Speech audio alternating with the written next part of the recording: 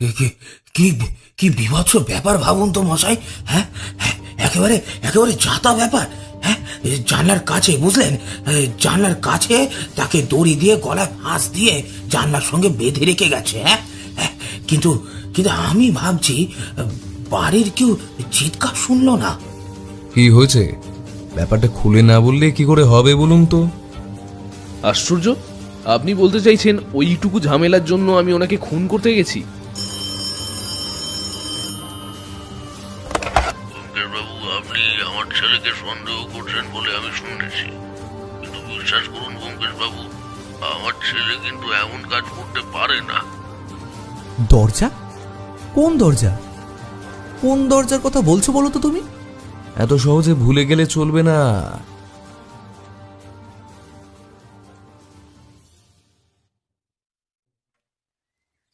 ব্যোমকেশ এখন মাঝে মাঝেই কি কারণে রাত জেগে থাকে তা বুঝতে পারি না। প্রথমত, তার হাতে এখন কোনো কেস নেই, আর দ্বিতীয়ত বৌঠান গিয়েছে বাপের বাড়ি। যদিও বাপের বাড়ি যাওয়ার পেছনে বৌঠানের কারণ রয়েছে। তার দাদার শরীর কিছুদিন আগে থেকে অসুস্থ, তাই সেখানেই সে কিছুদিন থাকবে বলে চিঠি পাঠিয়েছিল। এমনকি টেলিফোনেও এর মাঝে বৌঠানের সঙ্গে দুবার তার কথা হয়েছে, সেটা আমি বেশ ভালোভাবেই জানি। কিন্তু কাল রাতে যখন একবার উঠেছিলাম, তখন ব্যোমকেশের ঘরের দরজার কাছ থেকে যাওয়ার সময় যেন মনে হলো তার ঘরের আলো জ্বলছে। একবার দরজার কাছে গিয়ে কান পাতি ভাবলাম, কিন্তু তারপরে মনে হলো কি প্রয়োজন, থাক। তবে আজ সকালে যখন ব্যোমকেশকে বললাম, ব্যোমকেশ, কাল অত রাত পর্যন্ত কি করছিলে? তখন তো বেশ রাত হয়েছে, ঘড়িতে দেখলাম মনে হলো 2টো বাজে। এতক্ষণ জেগে কি করছিলে? অপরাধের মূল কিছু তথ্য আরোহণ করছিলাম। আসলে একটা পুরনো অপরাধ তত্ত্বের বই পড়ছিলাম। মাঝে মাঝে অপরাধ তত্ত্ব বড় জটিল বক্তব্য রাখে, বুঝলে। লেখক জানাচ্ছে মাঝে মাঝে কোনো মানুষ অকারণেই অপরাধ করে থাকতে পারে, নেহাত সেই অপরাধের স্বাদ আহরণ করার জন্য। তাই তিনি বলতে চাইছেন, মানুষের মস্তিষ্কের এমন কিছু জায়গা আছে যেখানে মানুষ এখনো হিংস্র। মানুষ একটা সমাজের বাঁধনে এবং নিয়ম কানুন এবং বিভিন্ন কিছুতে বাঁধা থাকে বলে তার সেই হিংস্র ভাব মস্তিষ্কের মধ্য থেকে বাইরে আসতে পারে না। কিন্তু কোনো কারণে যদি একভাবে সেই মস্তিষ্কের সেই অংশটিকে সে বারবার প্রবল চাপের মধ্যে ফেলতে থাকে, তাহলে সেই হিংস্র ভাব বাইরে আসতে পারে। অথচ মানুষ প্রচণ্ড বুদ্ধিমান, সেটা সহজে তাই বাইরের কেউ বুঝতে পারবে না। মাঝে মাঝে ব্যোমকেশের কথার কোনো কিছুই আমি বুঝে উঠতে পারি না। তবে এবার বুঝতে পারলাম কোনো একটা মানুষের অহেতুক অপরাধ করার কথাই সে বলছে। তাই বললাম, কিন্তু তুমি তো বলো সমস্ত কিছুর পেছনে একটা কারণ থাকে। সমস্ত অপরাধের পেছনে যেমন একটা কারণ থাকে, তেমন প্রত্যেকটা খুনের পেছনে থাকে একটা মোটিভ। আরও অনেক কিছুই থাকে, তবে প্রধান হলো মোটিভ। তাহলে তুমি কি করে বলছো অকারণে কেউ খুন করে? লেখক অকারণে বললেও আমি কিন্তু অকারণে বলছি না। যিনি কথাটা বলেছেন তিনি একজন মনোরোগ বিশেষজ্ঞ এবং অপরাধ তত্ত্ব সম্পর্কে তার বেশ জ্ঞান। তিনি অকারণে তেমন কথা বলবেন না। তবে আমার মনে হয় তিনি যা বলতে চেয়েছেন তাই একটু অন্যরকম বলতে চেয়েছেন। মাঝে মাঝে আবিষ্কারের নেশায় মানুষ অপরাধ করে ফেলতে পারে, অর্থাৎ এই অপরাধটা কিভাবে করা যায় কিংবা তার ফল কি হতে পারে, এই সমস্ত অন্বেষণ করতে গিয়ে মাঝে মাঝে অনেকে অপরাধী হয়ে উঠতে পারে। অপরাধ যে একটা আবিষ্কারের বিষয় কিংবা অন্বেষণের বিষয়, সেটা আমার জানা ছিল না। তাই ব্যোমকেশের মুখে এই কথাটা শুনে ভালোই লাগলো। আরও কিছু বলতে যাব এমন সময় পুটির মা এসে জানালো পুলিশবাবু এসেছে। পুলিশবাবু অর্থাৎ মিস্টার রায়। অগত্যা আমি আর ব্যোমকেশ বসার ঘরে গিয়ে বসলাম। একটু পরেই মিস্টার রায় ঘরে ঢুকে মাথার টুপিটা সামনে টেবিলের ওপর রেখে একরকম হাঁপাতে হাঁপাতেই বললেন, কি বিভৎস ব্যাপার ভাবুন তো মশাই। হ্যাঁ, একেবারে একেবারে যাতা ব্যাপার। হ্যাঁ,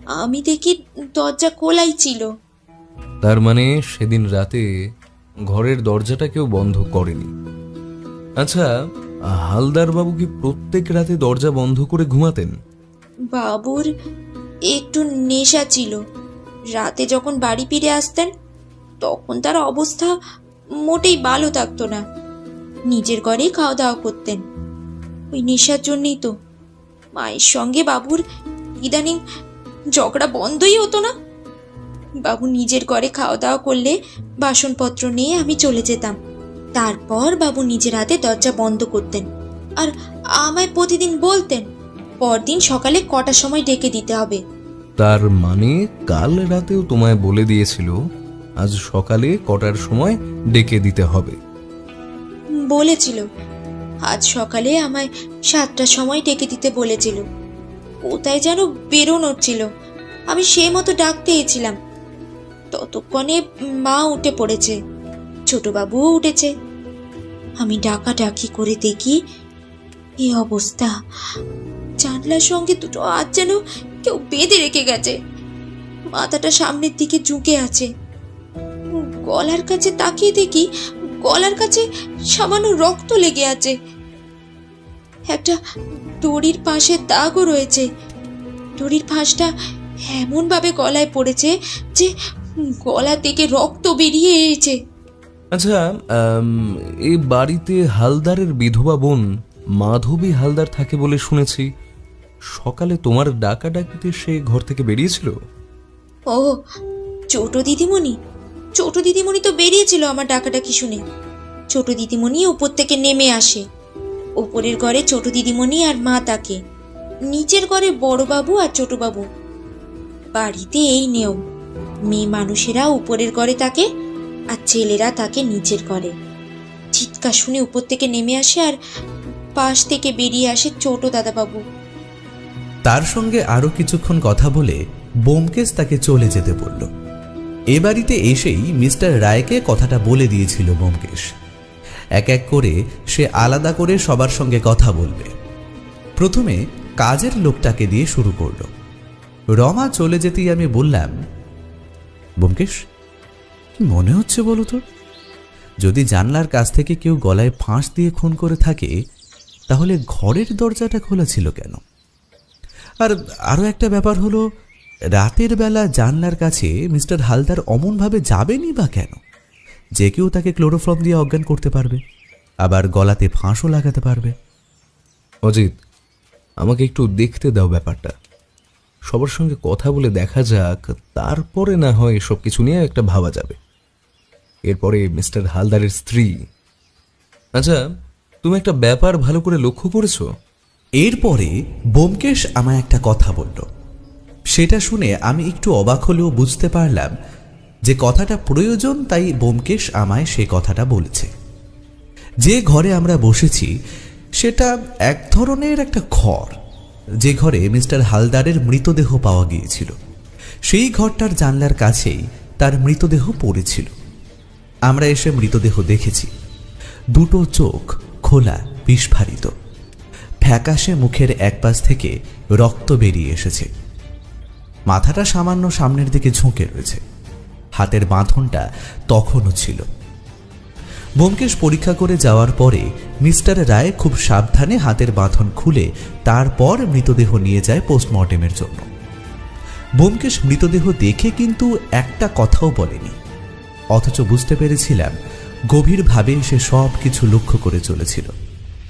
মৃতদেহ বার করে নিয়ে যাওয়ার সময় শুধু মিস্টার রায়ের উদ্দেশ্যে একটা কথাই বলেছিল, আচ্ছা, মৃতদেহটা কি ঠিক এখানেই ছিল তো? মানে এই জানলার ধারে হাত দুটো বাঁধা অবস্থায়? আপনি নিশ্চিত? হ্যাঁ, বলবো এই কারণেই, কারণ মৃতদেহ প্রথম দেখেছে রমা। তারপর টেলিফোন পেয়ে আমরা এখানে এসে তো সেটাই দেখেছি। কেন জানি না মনে হলো ব্যোমকেশ কি যেন একটা সন্দেহ করছে। তারপর ভালো করে জানলার গড়াদের দিকটায় কি যেন লক্ষ্য করল। তারপর মিস্টার রায়কে বলে দিল এক এক করে সবাইকে পাঠাতে, সে আলাদা আলাদা করে সবার সঙ্গে কথা বলবে। এরপরে মিস্টার হালদারের স্ত্রী এসে ঘরে ঢুকলেন। ফ্যাকাশে মুখ, চোখের কোণে জল বোঝাই যায়। কাঁদতে কাঁদতে ক্লান্ত হয়ে পড়েছেন ভদ্রমহিলা। সামনের চেয়ারে বসতেই ব্যোমকেশ নরম সুর করে বলল, দেখুন, আমি বুঝতে পারছি এই সময় আপনার পক্ষে এই সমস্ত কথা বলাটা বড্ড কঠিন, কিন্তু যদি আপনার কাছ থেকে আমরা জানতে না পারি তাহলে যে এই কাজটা করেছে তাকে ধরতে পারবো না। কোনো লাভ হবে না ব্যোমকেশবাবু, আপনাকে তো আমি চিনি, আপনার কথা আমি আগেও শুনেছি। আপনি সর্বদা সত্যিকে উদ্ঘাটন করে অপরাধীকে শাস্তি দেওয়ার চেষ্টা করেছেন, কিন্তু আপনি কাউকে ধরতে পারবেন বলে তো আমার মনে হচ্ছে না, কারণ ওনার অনেক শত্রু সংখ্যা ছিল। কারোর সঙ্গে একেবারেই উনি ভালো ব্যবহার করতেন না। বাড়ির লোকদের কথা না হয় বাদই দিলাম, নেশা, জুয়া খেলা, রেসের মাঠে যাওয়া, এমনকি স্ত্রী সঙ্গ, এমন কোনো বৎসঙ্গ নেই যেটা ওনার ছিল না। এমন মানুষের শত্রু সংখ্যা কি করে কম হবে বলুন তো ব্যোমকেশবাবু? দেখুন মিসেস হালদার, আইনের চোখে অপরাধী যত খারাপই হোক না কেন, আইনের চোখে অপরাধটা কিন্তু অপরাধী হয়। যে কোনো রকম অপরাধীকে শাস্তি দেওয়ার একমাত্র যোগ্যতা আইনের আছে। কোনো মানুষকে এইভাবে কোনো কিছুর জন্য শাস্তি দিতে পারে না। আমি ঠিক বলতে পারবো না, তবে কিছুদিন ধরে আমার মনে হচ্ছিল কিছু একটা হবে। বিশেষ করে যেদিন বাড়ির পিছনের বাগান গাছটাতে মাধবীর সঙ্গে ওই ছেলেটাকে উনি দেখতে পেয়ে দুজনকে বকাঝকা করেছিলেন, ছেলেটার গায়ে তো হাতও তুলেছিলেন। সেদিন ওই ছেলেটা বলেছিল তো সব, কি যেন নাম ছেলেটার, বিনোদ ঘোষাল। আমি চমকে উঠলাম। এই অঘোর ঘোষালের ছেলে বিনোদ ঘোষাল, যাকে পাওয়া গেছে বাড়ির পেছনে জানলার কাছে। কি হয়েছিল সেদিন? আমি ঠিক জানি না। সেদিন সন্ধ্যের দিকে হঠাৎই একটা চিৎকার শুনে আমি রান্নাঘরের কাছ থেকে বেরিয়ে আসি। রান্নাঘরে কাজের মেয়েটির সঙ্গে আমার রান্নার কাজে সাহায্য করছিলাম। তারপরে দেখি আলো নিয়ে পেছনের দিকে যাচ্ছে রমা আর ঠাকুরপো। আমিও গেলাম। তখনই দেখি কাঁদতে কাঁদতে মাধুরী ছুটে আসছে। তারপর দেখি ওনার সঙ্গে ওই বিনোদ নামের ছেলেটির সাথে কথা কাটাকাটি হচ্ছে। উনি ছেলেটাকে একটা চড়ও মারলেন। ছেলেটা তারপর কেমন একটা রাগি রাগি গলায় বলে উঠল, আমার গায়ে হাত দিয়ে কাজটা ভালো করলেন না কিন্তু আপনি, এর ফল কিন্তু আপনাকে ভুগতেই হবে। তারপর আমি বেশ ভয় পেয়ে গিয়েছিলাম। ছেলেটা এমন ভাবে তাকিয়ে কথাগুলো বলছিল, ওই পেছনের দিকে দরজা দিয়ে চলে গেল। উনি এসে মাধবীর ঘরের দরজায় বারবার ধাক্কা দিলেন, কিন্তু মাধবী দরজা খুলল না। তারপর আমরা সবাই মিলে কোনো রকমে শান্ত করে তুললাম। কিন্তু এত রাতের বেলা মাধবীর সঙ্গে ওই বিনোদ দেখা করতে এসেছিল কেন? এই প্রশ্নে বোধহয় মিসেস হালদার একটু থতমত খেলেন। একবার এদিক ওদিক তাকিয়ে দেখে নিয়ে চাপা গলায় আস্তে আস্তে বললেন, আসলে মাধবীর সঙ্গে ওই বিনোদের সম্পর্কটা আগেই ছিল। বিয়ের পর মাধবী এই বিষয়ে আমাকে বলেও ছিল, কিন্তু একরকম জোর করেই উনি আর ওনার ভাই মিলে মাধবীকে বিয়েটা দেয় অন্য জায়গায়। কিন্তু মেয়েটার ভাগ্য, 1 বছরের মাথায় স্বামীটা মারা যায়। ওকে আর সেখানে থাকতে দিল না, এখানে এসে রইল। তারপর থেকে ছেলেটার সঙ্গে মাঝে মাঝে দেখা সাক্ষাৎ করত। আমি জানতাম, এমনকি ঠাকুরপোও জানতো, কিন্তু তেমন কিছু কখনো বলতো না। কিন্তু সেদিন উনি বোধহয়... তার মানে আপনি বলতে চাইছেন মাধবীর সঙ্গে ওই বিনোদ ঘোষালের সম্পর্কের ব্যাপারটা আপনার বাড়িতে সকলে জানলেও মিস্টার হালদার জানতেন না, এবং মিস্টার হালদার সেদিন জানতে পারায় এবং হাতে নাতে ধরা পড়ায় সমস্যা হয়েছিল, এবং সেদিন বিনোদ হালদার মিস্টার হালদারকে শাসিয়েছিল তাকে খুন করবে বলে। মিসেস হালদার মুখে কোনো কথা বললেন না। ব্যোমকেশ বলল, কিন্তু আর কারোর কথা আপনার মনে পড়ে? মানে আর কেউ তাকে খুন করে থাকতে পারে? আপনি বলতে চাইছেন তার অনেক শত্রু রয়েছে, কিন্তু আপনি জানেন এমন শত্রু আর কেউ? এর চেয়ে বেশি আর কিছু মিসেস হালদার বলতে পারলেন না। একসময় মিস্টার হালদারের ছোট ভাই শীর্ষেন্দু হালদার ঘরে এলো। তার মুখটা কেমন যেন বিরক্ত মাখা। চেয়ারে বসে প্রথমে বলল, দেখুন, আজ সকালে পুলিশ একবার জেরা করেছে, তারপরেও আপনাদের সঙ্গে কথা বলতে হচ্ছে। এমনিতেই পুলিশ দাদাকে নিয়ে গেছে, ওদিকে কত সময় যে লাগবে সেটাও তো বুঝতে পারছি না। বাইরেও তার উপর এমন অবস্থা। আচ্ছা, এই সময় যদি আপনাদের সঙ্গে কথা না বলি তাহলে কি পরে সমস্যা হবে? আচ্ছা, মৃত্যুর আগের দিন রাতে আপনার সঙ্গে আপনার দাদার একটা ঝামেলা হয়েছিল বলে শুনেছিলাম। সেটা ঠিক কিরকম? আশ্চর্য, আপনি বলতে চাইছেন ওইটুকু ঝামেলার জন্য আমি ওনাকে খুন করতে গেছি? খুন করার কথা আমি একবারও বলিনি। আমি শুধু জিজ্ঞাসা করেছি ঝামেলাটা কি নিয়ে হয়েছিল। সেদিন দাদা একটু বাড়াবাড়ি করে ফেলেছিল। এমনিতে ইদানিং দাদার সমস্ত কিছুই মাত্রা ছাড়িয়ে যাচ্ছিল। অতিরিক্ত মদ্যপান, বাড়ি ফিরে ঝামেলা, এসব কিছু তো লেগেই ছিল। আসলে আমাদের বাড়ির সমস্ত ব্যাপার বাড়ির মধ্যেই থাকতো। বুঝতেই পারছেন দাদার ব্যবসাটা বেশ বড়, তাই বাড়ির কোনো সমস্যা বাইরে বের হলে দাদার সমস্যা হতে পারে। আর ব্যবসাটা যেহেতু পারিবারিক, তাই সেটা সমস্যার কারণ হবে। তাই আমরা বাড়ির ব্যাপার কখনোই বাড়ির বাইরে বার করতাম না। এমনকি আমাদের কাজের লোক রমা এবং রান্নার মহিলাটিও আমাদের এই দিকটা খেয়াল রাখত। কিন্তু সেই দিন দাদা বৌদির গায়ে হাত দিয়েছিল, এবং সেটা যাতে বাড়াবাড়ির পর্যায়ে চলে না যায় তাই জন্যেই আমি মাঝখানে এসেছিলাম। তবে সেদিন রাতে... দাদা, তোমার কি মাথা খারাপ হয়ে গেছে? তুমি সব কি করছো? বৌদির গায়ে হাত তুলছো তুমি শেষে? শীর্ষেন্দু, আমার সামনে থেকে সরে যাও। আমায় প্রশ্ন করা, আমার মুখে মুখে উত্তর দেওয়া, আজ আমি আর অপেক্ষায় থাকবো না। এই বেল্ট দিয়ে যদি আমি ওকে আজ না মারি, তাহলে আমার নাম অবনী হালদার নয়। পাগল হয়ে গেছো তুমি। দিনে দিনে তুমি বাড়াবাড়ি করে ফেলছো দাদা। অতিরিক্ত মদ খেয়ে শরীরটাও খারাপ করবে, আর তার সঙ্গে বাড়ির কাউকে শান্তিতে থাকতেও দেবে না। শুধুমাত্র তোমার জন্যই এই সমস্ত কিছু হয়েছে। তোমার জেদের জন্য প্রথমে মাধবীর সঙ্গে এমন হলো, আর এখন তুমি... আমার জন্য এমন হলো? তুই কি চেয়েছিলি? আমার বোনের সঙ্গে ওই ভব ঘুরে বাঁশি বাজিয়ে বেড়ানো ছেলেটার বিয়ে হোক? ওর ভাগ্যে এটাই ছিল, তাই এটাই হয়েছে। না দাদা, আজকে বলতে বাধ্য হচ্ছি, ওর ভাগ্যে এমনটা ছিল না। সমস্তটাই তোমার জন্য হয়েছে, তোমার জন্য শুধু। আর একটা কথা কি জানো তো, মাধবীর স্বামীর যে... সেদিন কাল ঝগড়াটা অনেক বড়ই হয়েছিল। দাদার প্রতি আমার অনেক দিনের অনেকটা রাগ জমা ছিল। সেটা সেদিন সবার সামনেই উগড়ে দিয়েছিলাম। আসলে দাদার জেদের জন্যই তো মাধবীর সঙ্গে এমনটা হলো, তাই জন্যে আমি মাথা ঠিক রাখতে পারিনি। আপনি সবটাই জানতেন, তাই না? আপনার বোনের সঙ্গে ওই বিনোদের বর্তমানে যে একটা সম্পর্ক আছে, এই সম্পর্কের বিরুদ্ধে আমি কখনোই ছিলাম না। আমার বৌদিও ছিল না। শুধুমাত্র দাদার জেদের জন্যই ওদের দুজনকে আলাদা করা হয়েছিল। কিন্তু 1 বছরের মাথায় মাধবীর স্বামী মারা যাবার পেছনেও কিন্তু দাদার একটা হাত রয়েছে। সরাসরি না হলেও যে রয়েছে, এটা আমি একাই জানতাম। সেদিন সেটা আমি বাড়ির সবাইকেই বলেছিলাম। এই কথায় ব্যোমকেশ কিছুক্ষণ স্থির হয়ে রইল। শীর্ষেন্দুবাবু আবার বললেন, এখন দাদার খুনের পেছনে যেই থাকুক না কেন, আমি চাই আপনি সেটা খুঁজে বার করুন। দাদা যতই খারাপ হোক না কেন, দিন শেষে সে তো আমারই দাদা, আমার নিজের রক্তের সম্পর্ক। এভাবে কেউ তাকে খুন করবে সেটা তো আমি আর চুপ করে মেনে নেব না। পুলিশ পুলিশের মতন কাজ করুক, আপনি আপনার মতন কাজ করুন। আপনার কথা আমি শুনেছি। আপনি যে কাজে হাত দেন সেই কাজ যে সম্পূর্ণ করতে পারেন তা আমার ভালো মতোই জানা আছে। তার জন্য আপনার আলাদা করে যা পারিশ্রমিক লাগবে তা আমি আপনাকে দিতে রাজি আছি। কিন্তু যত দ্রুত সম্ভব আপনি আমার দাদার অপরাধীকে খুঁজে বার করুন। এরপর পালা এলো সর্বশেষ এবং প্রধান মাধবী হালদারের জবানবন্দির। এখানে বলে রাখা ভালো, এর আগে রান্নার মহিলাদের সঙ্গে সামান্য কথাবার্তা হয়েছে, তবে তিনি তেমন কিছুই জানেন না। তাছাড়া 2 দিন ধরে তার শরীর অসুস্থ ছিল। একরকম ঘুমিয়েই তিনি 2 দিন কাটিয়েছেন।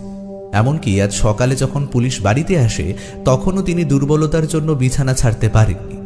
মাধবী হালদার যখন এসে পৌঁছল, তখন আমি বুঝতে পারলাম কেন বিনোদ ঘোষালের সঙ্গে মাধবী হালদারের এমন একটা সম্পর্ক রয়েছে। ভদ্র মহিলা যে বিধবা, সেটা তাকে দেখে মনে হবে একমাত্র তার পরনের কাপড় দেখে। কালো পাড়ের সাদা শাড়ি ছাড়া তার কোনো কিছুতেই মনে হবে না যে তিনি বিধবা। তিনি চেয়ারে এসে বসলেন। ব্যোমকেশ বলল, শুনেছি পুলিশ জানালার পেছন থেকে বিনোদবাবুর একটা পেন খুঁজে পেয়েছে। এমনকি যে রুমালের মধ্যে ক্লোরোফর্ম লেগে রয়েছে সেটাও নাকি বিনোদবাবুর নিজের রুমাল বলেই পুলিশের সন্দেহ হচ্ছে। এ বিষয়ে আপনার কোন মতামত? এ বিষয়ে আমি কিছু বলতে পারবো না। যেদিন দাদার সঙ্গে শেষবার অনেক ঝামেলা হলো, তারপর কিন্তু তার সাথে আমার আর কোনো কথাবার্তা হয়নি। তাই এসব কি করে হলো আর কখন হলো আমি বলতে পারবো না। তার মানে সেদিন আপনার দাদার সঙ্গে বলতে গেলে এবাড়ির সকলেরই ঝামেলা হয়েছিল। আপনার বৌদির এবং আপনার ছোট দাদার, অর্থাৎ তিনজনেরই সেদিন রাতে তার সাথে ঝামেলা হয়েছিল। এবং সবচেয়ে বড় শত্রু অর্থাৎ বিনোদবাবু তো তার আগেই তার শত্রু হয়ে উঠেছিল। দেখুন, দাদার ওপর আমার রাগ কখনোই ছিল না। যা হয়েছে তাতে দাদার কিংবা আমার কারোরই কোনো দোষ নেই। তাই আমি সবকিছুই মেনে নিয়েছিলাম। আর বিনোদের সঙ্গে আমার সম্পর্কটা অনেক আগে থেকেই ছিল। তাছাড়া এখানে চলে আসার পরে প্রথম 1-2 বছর আমি বিনোদকে সরিয়ে রাখলেও পরে কিন্তু কথা বলতে বলতে মাধবী মাথা নিচু করল। ব্যোমকেশ আর আমি বোধহয় যা বোঝার তা বুঝতে পেরেছিলাম। তাই ব্যোমকেশ বলল, বেশ বেশ বেশ, প্রয়োজন হলে আপনার সাথে আমরা আবার পরে কথা বলবো। তবে একটা কথা, এর মধ্যে আপনারা বাড়ির কেউ বাড়ি থেকে কোথাও যাওয়ার চেষ্টা করবেন না। আর এই বিনোদবাবুকে কোথায় পাওয়া যাবে, তার সঙ্গে কথা বলবো কি করে, আপনার কোনো ধারণা আছে? মিস্টার হালদারের বাড়ি থেকে আমরা যখন বেরিয়ে এলাম তখন মিস্টার রায় আমাদের সঙ্গেই রয়েছে। মৃতদেহ পোস্টমর্টেমের জন্য চলে গেছে। মিস্টার রায় বললেন, কথা বলে কিছু বুঝতে পারলেন ব্যোমকেশ বাবু? যদি এবারের তিনজন মিলে মিস্টার হালদারকে খুন করে থাকে তাহলে তাতেও কোনো কারণে আশ্চর্য হব না। কিন্তু সমস্যাটা হলো ওই জানালার বাইরে খুঁজে পাওয়া বিনোদের পেন এবং তার রুমালটা, ওটা ওখানে এলো কোথা থেকে? আমি কিন্তু একটা সহজ সমাধান দেখতে পাচ্ছি। দেখো, ওই ঘটনার কয়েকদিন আগে মিস্টার হালদারের সঙ্গে বিনোদের একটা ঝামেলা হয় এবং বিনোদ তাকে হুমকি দিয়েছিল দেখে নেওয়ার জন্য। হতেই পারে সেদিন রাতে কোনোভাবে ওই বিনোদ ওই বাড়িতে গিয়ে পৌঁছে তারপর তাকে খুন করে, আর পালাবার সময় কোনোভাবে পেনটা তার পকেট থেকে পড়ে গিয়েছিল। মিস্টার রায়, আপনি এই বিনোদ ঘোষালকে একবার জেরা করে দেখুন সে কি বলে। সেদিনের মতো আমরা বাড়িতে ফিরে এলাম। মিস্টার রায় বিনোদ ঘোষালকে জেরা করল, কিন্তু জেরার মুখে বিনোদ ঘোষাল কিন্তু আশ্চর্য কথা বলল। সেদিন সন্ধ্যের দিকে মিস্টার রায় টেলিফোন করে ব্যোমকেশকে সমস্ত কথা জানালেন। সন্ধ্যার সময় আমি আর ব্যোমকেশ বসেছি কেসের ব্যাপার নিয়ে কথা বলতে। এমন সময় টেলিফোন এলো। কথা শেষ করে ব্যোমকেশ সামনের চেয়ারে বসে বলল, অজিত, মিস্টার রায় একটা খবর জানিয়েছেন। এই খবরটা যদি তুমি শোনো তাহলে মনে হয় তুমি আনন্দিত হবে, কারণ তুমি কিন্তু সন্দেহ করেছিলে যে বিনোদ ঘোষাল কাজটা করেছে। কি খবর? কথা মতো মিস্টার হালদারের বাড়ি থেকে বেরিয়ে বিনোদ ঘোষালের খোঁজ করা হয়, কিন্তু বিনোদ ঘোষালকে পাওয়া যায় তার বাড়িতেই। পুলিশের জেরায় সে কিন্তু কোনো রকম তথ্য দেয়নি, এবং তার পেনটা কি করে ওখানে গেল এবং তার ওই ব্যবহার করা রুমালের মধ্যে ক্লোরোফর্ম কিভাবে লাগলো, এই সমস্ত তথ্যের কিন্তু কোনো ব্যাখ্যা পুলিশকে দিতে পারেনি। তবে বিনোদ ঘোষালের বাবা জানিয়েছে বিনোদ সেদিন রাতে তারই কোনো এক বন্ধুর বাড়িতে ছিল, এবং পুলিশ সেই মতো সেখানে গিয়ে জানতে পারে সে সেইখানে থাকলেও রাতের বেলা কি একটা কারণে একবার বাইরে বেরিয়েছিল। কিন্তু কেন বেরিয়েছিল, কোথায় গিয়েছিল, সেই ব্যাপারে বিনোদ ঘোষাল নিজে কিন্তু কোনো কিছু এখনো বলছে না। আমি তো আগেই বলেছিলাম এই সমস্ত কিছুর পেছনে রয়েছে ওই বিনোদ ঘোষাল। নিজেই দুটো প্রমাণ পাওয়ার পরেও যে কেন তুমি বিশ্বাস করছো না, ব্যাপারটা তো আমি কিছুতেই বুঝতে পারছি না। এটা তো জলের মতো সহজ একটা ব্যাপার। ওইখানেই আমার খটকা লাগছে। কেসটা সত্যি জলের মতো সহজ। মনে করো বিনোদ ঘোষালের পেনটা জানালার পেছনে পড়ে গেল, সেটা না হয় স্বাভাবিক ব্যাপার, কিন্তু বিনোদ ঘোষালের রুমালটা ওইখানে পড়ে থাকবে কেন? বিশেষ করে যে রুমালে সেই ক্লোরোফর্ম মাখানো ছিল সেই রুমালটা এত সহজে সে ওখানে রেখে দিয়ে যাবে? রুমালটা ওখানে রেখে দেওয়া আর পুলিশকে নিজের ঠিকানা বলে দেওয়া, দুটোর মধ্যে কি কোনো সম্পর্ক তুমি দেখতে পাচ্ছ না? আরে তুমি বুঝতে পারছো না, খুনের সময় অত কিছু মাথায় থাকে না। আবেগের বশে কিংবা রাগের মাথায় যারা খুন করে তারা যে এত কিছু ভাবে না সে কথা তো তুমি ভালোভাবে জানো। আমার তো মনে হয় বিনোদ ঘোষাল খুনটা আগের মতো ভেবেই করেছে। সেদিন রাতে কোনোভাবে সে আবার ওখানে এসেছিল আর তখনই সে কাজটা করে। কাজটা কিভাবে হয়েছিল সেটা যদি আমায় একটু বলো। দেখো, সেদিন রাতের বেলা বিনোদ ঘোষাল রাগের মাথায় ফিরে এসেছিল মিস্টার হালদারের বাড়িতে। সে জানতো মিস্টার হালদার ওই ঘরে ঘুমোতে যায়। হয়তো রাতের বেলা নেশার ঘরে এসে কোনো কারণে জানলার কাছে গিয়েছিল, এমনটা তো হতেই পারে, তাই না? যে খোলা জানলার কাছে দাঁড়িয়ে কিছু করছিলেন সেই সময় বিনোদ ঘোষাল সেখানে চলে আসে। ব্যাপারটা একটু আমাদের ধরে নিতেই হবে। তারপরেই গলায় ফাঁস লাগিয়ে তাকে খুন করা এবং তারপরে তার হাত বেঁধে রাখা পেছনে গরাদের সঙ্গে। এই কাজগুলো করার সময় কোনোভাবে তার পকেট থেকে তার পেনটা পড়ে গিয়েছিল। তুমি তো নিজেই বলেছো মিস্টার রায় বিনোদ ঘোষালের বাবা এবং তার বন্ধুদের কাছ থেকে এই ব্যাপারটা নিশ্চিন্ত করেছেন যে ওই পেনটা বিনোদ ঘোষাল সবসময় তার সঙ্গে রাখত। তাহলে তো 2 2 4 হয়ে যাচ্ছে ব্যোমকেশ। শুধুমাত্র কিভাবে বিনোদ ঘোষাল মিস্টার হালদারকে জানলার কাছে ওই সময় পেয়ে গেল সেটা নিয়েই তোমার প্রশ্ন থাকতেই পারে, কিন্তু হতে পারে সেই সময় কোনোভাবে মিস্টার হালদার জানলার কাছে গিয়েছিল। তুমি বুঝতে পারছো না অজিত, তুমি বুঝতে পারছো না। কোনোভাবে জানালার কাছে মিস্টার হালদার গিয়েছিল এটা কোনো প্রমাণ নয়। এই সূত্র ধরে আমরা এগোতে পারবো না। আর সবচেয়ে বড় একটা ব্যাপার কিন্তু তুমি ভুলে যাচ্ছ, ওই দরজাটা। ব্যোমকেশের কথায় আমি অবাক হয়ে গেলাম। বললাম, দরজা? কোন দরজা? কোন দরজার কথা বলছো বলো তো তুমি? এত সহজে ভুলে গেলে চলবে না। দেখো, আমার যতদূর মনে হয় বিনোদ ঘোষাল বাদে ওই বাড়ির 3 জনের মধ্যে অন্য কেউ কাজটা করেছে। আর না হলে এমন কেউ কাজটা করেছে যার সঙ্গে বিনোদ ঘোষালের সেদিন রাতে দেখা হয়েছিল। কিন্তু সমস্যাটা হলো বিনোদ ঘোষাল যাকে বাঁচাতে চাইছে সে কে এবং কেন তাকে বাঁচাতে চাইছে। ব্যোমকেশের কথা আমি কিছুই বুঝতে পারছিলাম না, তবে এটা বুঝতে পারছিলাম সে কোনো না কোনো একটা অ্যাঙ্গেল থেকে ব্যাপারটাকে ভাবছে। ব্যোমকেশের ভাবনা আর আমার ভাবনার মধ্যে যে মাঝে মাঝে ফারাক থেকে যায় সেটা আমি ভালোভাবেই জানি। হয়তো সে এমন কিছু একটা দেখতে পেল যেটা আমি দেখতে পাইনি। তাছাড়া আমি শুধু অনুমান করেছি বিনোদ ঘোষাল খুনটা করেছে। সত্যি তো তেমন কোনো শক্তপোক্ত প্রমাণ আমার হাতে নেই, কিন্তু মিস্টার রায়ের তল্লাশিতে যে কয়েকটা তথ্য উঠে এসেছে তাতে বিনোদ ঘোষাল যে নিরপরাধ নয় সেই কথাটাই তার পক্ষে খাটে। তবে মিস্টার রায়ের কথা শুনে আমি একটু খুশি হয়েছিলাম। ব্যোমকেশকে যেন একটু বেশি চিন্তিত বলে মনে হচ্ছিল।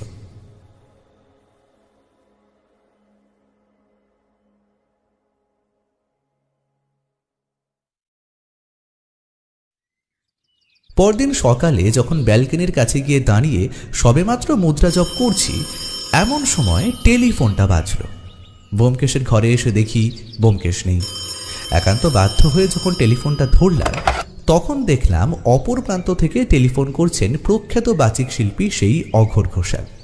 তিনি বললেন, ব্যোমকেশবাবু, আপনি আমার ছেলেকে সন্দেহ করছেন বলে আমি শুনেছি, কিন্তু বিশ্বাস করুন ব্যোমকেশবাবু, আমার ছেলে কিন্তু এমন কাজ করতে পারে না। আসলে আমি ব্যোমকেশ নই, আমি ব্যোমকেশের বন্ধু অজিত বন্দ্যোপাধ্যায়। আপনি যদি পরে একবার টেলিফোন করেন কিংবা ব্যোমকেশ এলে আমি আপনাকে টেলিফোন করতে বলবো। অপর প্রান্ত থেকে সামান্য কিছু সময় নীরবতা শোনা গেল। কোনো এক পাশ থেকে কে একজন কি বলছে শোনা গেল, কোনো একটা মহিলার কণ্ঠস্বর।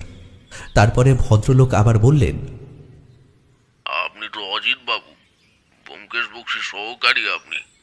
তাহলে আপনাকেই বলছি, বিশ্বাস করুন, আমার ছেলে এমন কাজ কিন্তু করতে পারে না।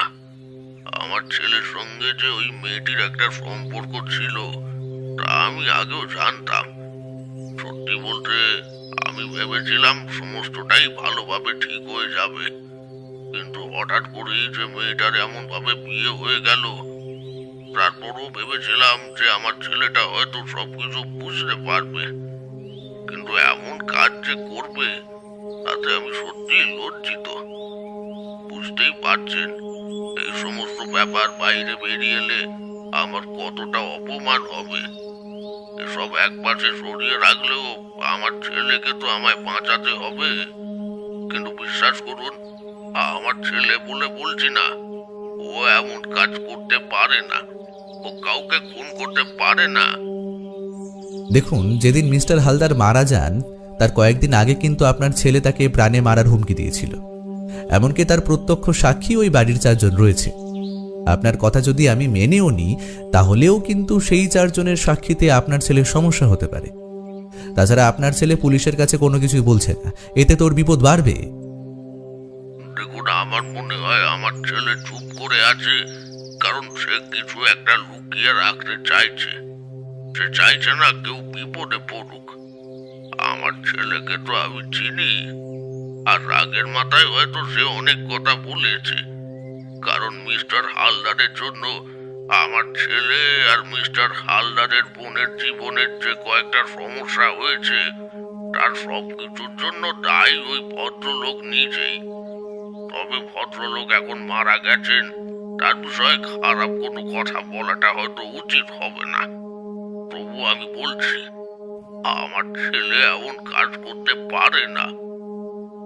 তারপরেই পাশ থেকে আবার কে যেন কি একটা বলল। ভদ্রলোক আবার বললেন, দেখুন, আপনি ব্যোমকেশ বাবুকে একটু বুঝিয়ে বলবেন। তেমন হলে আজ না হয় কাল ওনার কাছে এসে একবার ওনার সঙ্গে কথা বলবো। আপনি একটু কথা বলে রাখবেন দয়া করে। এরপর টেলিফোনটা রেখে দিলাম। বেশ ভাবনায় পড়ে গেলাম। ব্যোমকেশ এমন একটা কথাই বলছিল যে তার মনে হয়েছে বিনোদ ঘোষাল কাউকে একটা বাঁচাবার চেষ্টা করছে, আর তার বাবা নিজে ফোন করে আমায় এমন একটা কথা বলছে। যদিও তার ছেলেকে বাঁচানোর জন্য তিনি এমন কথা বলেই থাকেন, কিন্তু এই ভদ্রলোকের ব্যাপারে যতদূর শুনেছি, ভদ্রলোক বেশ ভালো মানুষ। তাহলে কি আমারই কোথাও ভুল হচ্ছে? তাহলে কি বিনোদ ঘোষাল অপরাধী নয়? এই অপরাধের পেছনে অন্য কারোর হাত আছে? কিন্তু তাহলে বিনোদ ঘোষাল চুপ করে আছে কেন? জেনে শুনে কেউ অপরাধের খাড়া নিজের মাথায় নেমে আনতে দেবে কেন? ব্যোমকেশ এলো সেদিন বিকেলের দিকে, আর ব্যোমকেশের মুখে তখন কিন্তু আর আগের মতন সেই চিন্তার ভাবটা নেই। তার মুখ বেশ হাসি খুশি আর মন প্রফুল্ল।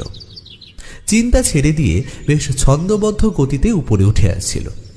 আমি ব্যালকনির কাছে দাঁড়িয়ে কঠিন স্বরে বললাম, যেই হাতে একটা কেস ভালো মতো এলো, অমনি উনি আমায় না জানিয়ে এখানে ওখানে যাওয়া শুরু করে দিলেন।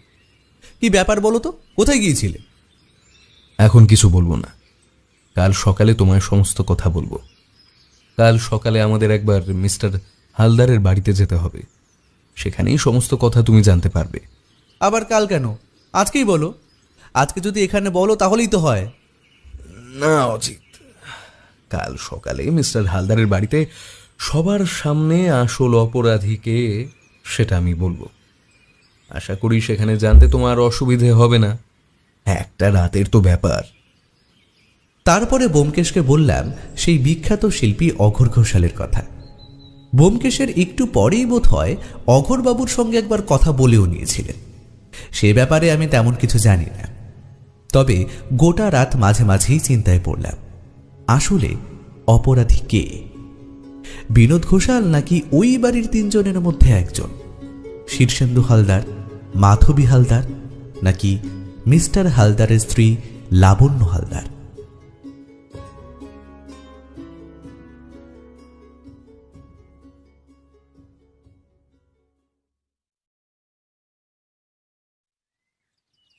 পরদিন যথাসময় মিস্টার রায় এসে আমাদেরকে নিয়ে গেলেন মিস্টার হালদারের বাড়িতে। আমি তো এটাই বুঝতে পারছি না ব্যোমকেশ বাবু, আপনি যখন বুঝতেই পেরেছেন কাজটা কে করেছে, তাহলে তার কথা বলে দিচ্ছেন না কেন? এভাবে শুধু শুধু অপেক্ষা করাবার তো কোনো মানে হয় না। সামান্য একটু অপেক্ষা যে করতেই হবে। একজন আসবে, সে না আসা পর্যন্ত আমি কিছুই বলতে পারবো না। আমায় ক্ষমা করবেন শীর্ষেন্দু বাবু। ওনাকে যে খুন করেছে তার যেন চরমতম শাস্তি হয়, তাকে যেন কোনোভাবেই মাফ না করা হয়। আহা বৌদি, তুমি নিজেকে একটু সামলাও। তাছাড়া ব্যোমকেশ বাবু যখন আছেন, দারোগাবু আছেন, ওনারা নিশ্চয়ই ব্যাপারটা দেখবেন। আমরা শুধু জানতে চাই অপরাধীটা আসলে কে, তারপর বাকি সমস্ত কিছুই আইনের হাতে রয়েছে। একটু পরে 2 জন কনস্টেবলের সঙ্গে বিনোদ এসে পড়ল সেখানে। তাকে দেখে এবারে সকলেই যেন নিজেদের বসার জায়গা ছেড়ে উঠে দাঁড়ালো। মিস্টার রায় তাদের আশ্বস্ত করে বসতে বলল। বিনোদকে একটু দূরে একটা চেয়ারে বসানো হলো। এরপরে ব্যোমকেশ বলতে শুরু করলো। এখানে প্রথমে একটা কথা বলা দরকার, একদম প্রথম থেকে বলা দরকার। এই বাড়িতে যে 4 জন বসে আছেন, এই 4 জন কিন্তু মিস্টার হালদারের শত্রু ছিলেন, মানে কোনো না কোনো সময় শত্রু হয়ে উঠেছিলেন। শীর্ষেন্দু বাবুর সঙ্গে ব্যবসা সংক্রান্ত ব্যাপারে মাঝে মাঝে মিস্টার হালদারের ঝামেলা হতো, কিন্তু সেই সমস্ত ঝামেলাগুলো বাড়িতে হতো না, তাই সে ব্যাপারটা কেউ জানতে পারতো না। এ ব্যাপারে আমি মিস্টার হালদারের ওয়ার্কশপ যেখানে, সেখান থেকে জানতে পেরেছি মিস্টার হালদারের সঙ্গে তার স্ত্রীর লাবণ্য হালদারের সম্পর্কটা খুব একটা ভালো ছিল না, এমনকি ইদানিং সেটা আরো বেশি খারাপ হয়ে উঠছিল।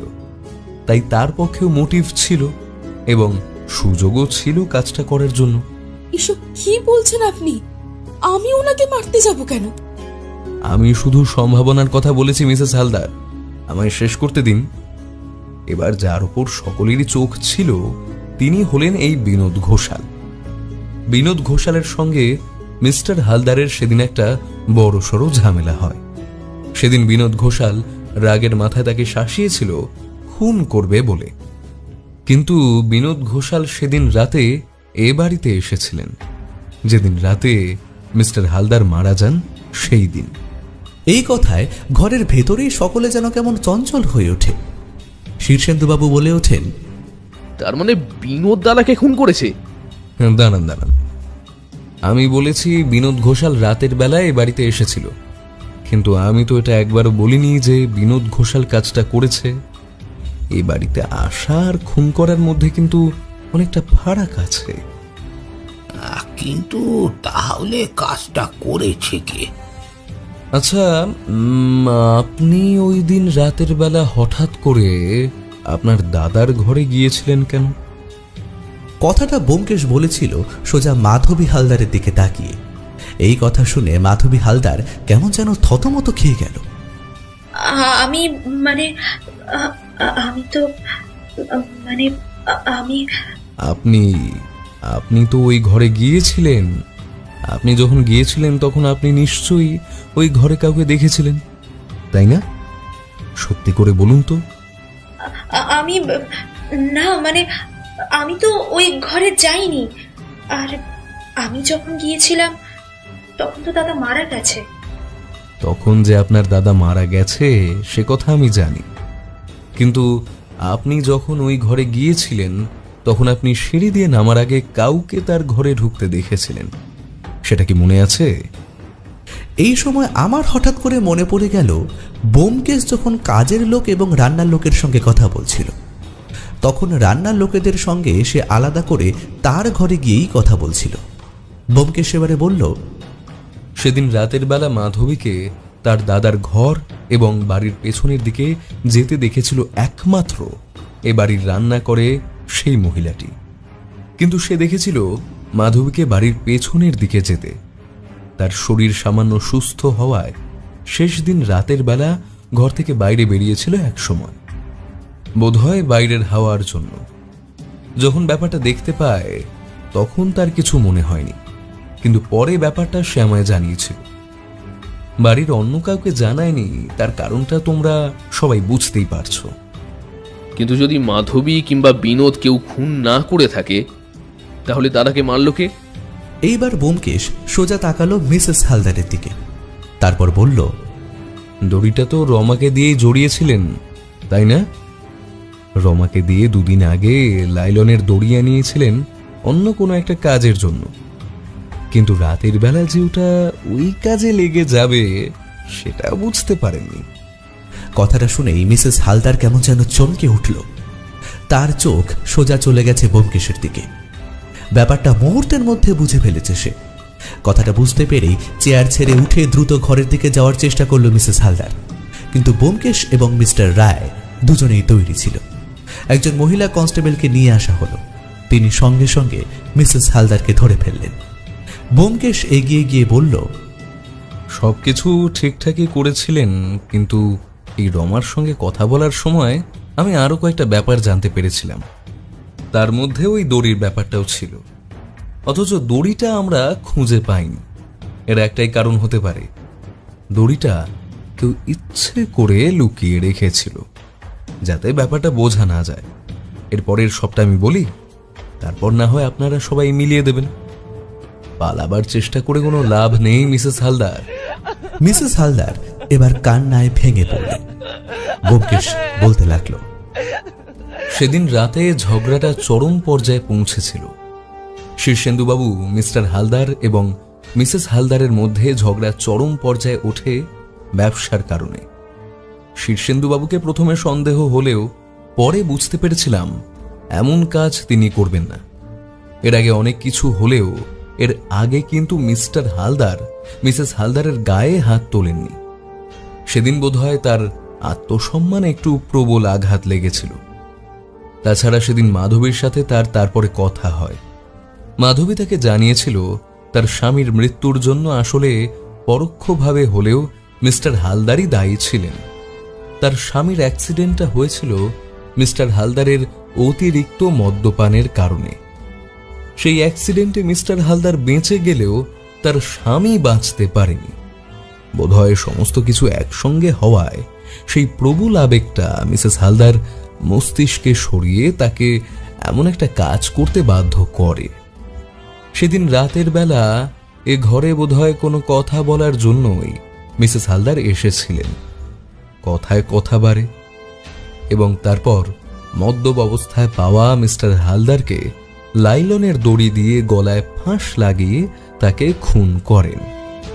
একটা সন্দেহ আমার হয়েছিল, কারণ হাতের বাঁধা দড়ি ওখানে রয়েছে, রুমাল রয়েছে, পেন রয়েছে, অথচ অপরাধী ফাঁসের দড়ি নিয়ে চলে গেল। দড়িতে তো অপরাধীর হাতের ছাপ থাকবেই। তাছাড়া গলার ফাঁসটা এমনভাবে দেওয়া হয়েছে যে জানলার গড়াদের মধ্য থেকে ওইভাবে লাইলনের দড়ি দিয়ে ফাঁস দিতে গেলে গড়াদের আলকাতরা মাখা লোহার বেড়িগুলোতে অল্প হলেও তার দাগ থাকবেই। সেটা নেই, অর্থাৎ খুন হয়েছে ঘরের ভেতর। কিন্তু আমার মনে হয় তারপর ভয় পেয়ে মৃতদেহটাকে জানালার কাছে বসিয়ে দিয়ে এসেছিলেন তিনি, যাতে মনে হয় বাইরে থেকে কেউ কাজটা করেছে। আর হাতের দড়ি? এরপরে মাধবী যখন ওই ঘরে যায় তখন সে ব্যাপারটা দেখতে পায়, কিন্তু মাধবী হয়তো এটা বুঝতে পেরেছিল যে সেই ভদ্রমহিলা সেই সময় উঠে পড়েছেন এবং তিনি ব্যাপারটা বুঝলে সমস্যা হতে পারে। মাধবী তারপর এই বাড়ির পেছনে চলে যায়, কারণ সেদিনই বিনোদ ঘোষালের এখানে আসার কথা। সমস্ত কথা শুনে বিনোদ মাধবীকে চলে যেতে বলে এ ব্যাপারটা সামলে নেবে এবং তারপর বিনোদ কি করেছিল সেটা বিনোদের মুখেই আমরা শুনি। বিনোদ কিছুক্ষণ চুপ করে বসে রইল, তারপর বলল, তদন্ত যদি হয়, পুলিশ যদি আসে, তাহলে যদি কোনোভাবে মাধবী ধরা পড়েছে, তাই আমি ঠিক করলাম সমস্ত দায় আমার কাঁধে নেব। এমনিতেই সবার সামনে আমি দাদাকে এমনভাবে হুমকি দিয়েছি, পুলিশ আমাকে সন্দেহ করবে অনায়াসে। বন্ধুর বাড়ি থেকে ক্লোরোফর্ম জোগাড় করে আবার এনে ক্লোরোফর্ম মেশানো রুমাল এবং পেন সেখানেই ফেলে দিলাম। অথচ দাদার মৃতদেহটা নিয়ে গিয়ে মাধবী জানলার কাছে রেখেছিল এবং আমদড়ি দিয়ে বেঁধে দিয়েছিলাম তার হাতটা। মিস্টার রায় তদন্ত করল। বিনোদের বন্ধুর কাছ থেকে প্রথমে এই ব্যাপারে কথা জানা গেল। পরে সে স্বীকার করেছিল বিনোদ দুবার পরপর বাইরে বেরিয়েছিল, আর যে দড়ি দিয়ে মিস্টার হালদারের হাত বাঁধা ছিল সেই দড়ি ছিল একটা গামছা। গামছা যে এই বাড়ির কারোর সেটা বুঝতে খুব একটা অসুবিধা পরবর্তীতে কারোরই হয়নি। ব্যোমকেশবাবু, আপনি প্রকৃতই সত্যান্বেষী। আপনি আমার দাদার খুনের সত্য উদ্ঘাটন করেছেন। তাতে আমার যেমন ভালো লাগছে, তেমন বৌদি যে এমন একটা কাজ করবে সেটা আমি আগেই বুঝতে পেরেও ছিলাম। কিন্তু বৌদিকে বাঁচাবার কি কোনো রাস্তাই নেই ব্যোমকেশবাবু? এ বিষয়ে আমার হাত বাঁধা। আমার কাজ সত্য অনুসন্ধান করা। শীর্ষেন্দুবাবু, বাকি সমস্ত কিছু মিস্টার রায় আর আদালত বুঝবে। চলে এসো অজিত, আমাদের ফিরতে হবে।